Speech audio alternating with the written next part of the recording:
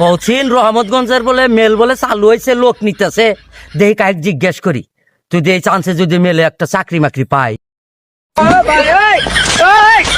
ভাই একটু দাঁড়ানছেন, ওই 1 ঘন্টা ধরে লোক খুঁজতেছে, লোক কি পাই না।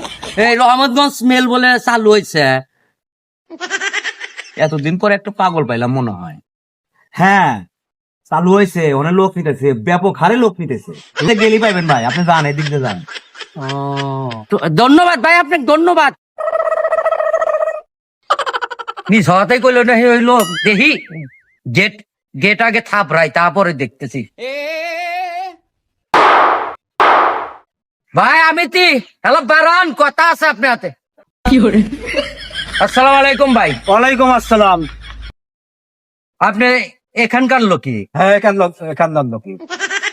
এখানে বলে কটক মেলে বলে লোক নিতেছে, ব্যাপক বলে লোক নিতেছে। তে আমি তো শুই না, এরা মনে আমার যাইছিলাম। তে আমাকে একটু চাকরি মাকরি দেওয়া যায় না? চাকরি তোমার আপনি পাঠাইছে কেন? আমাকে একজন কইলো যে ব্যাপক হারে লোক নিতেছে, আপনি যান, আপনি ঢুকতে পারেন। এই মেল হলো 30 বছর ধরে বন্ধ। 30 বছর ধরে এই মেল বন্ধ?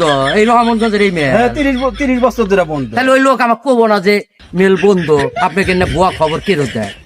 যাই হোক, তারপর আর দেখেন সেটা একটা কাম দেওয়া যায় কিনা। বন্ধ 30 বছর ধরে। তা আপনি এখানে কয় বছর ধরে আছেন? তাও তো 30 বছরের উপরে হবো। 30 বছর ধরে আপনি এখানে একলাই চাকরি করতেছেন? একলাই করতেছি। তাছাড়া মেল চালু আর নাই? না না না, মেল চালু হবো কোন থেকে? জীবনে চালু আর হবো না? হবো না, হবো না। লোক টোক যদি নেই আপনি ডাকবো।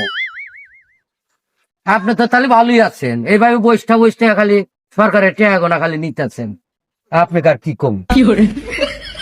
কি সব পাগল ছাগল এসে কোন থেকে কেউ পাঠায়? কি একটু মুশকিলে পড়ে গেছি না।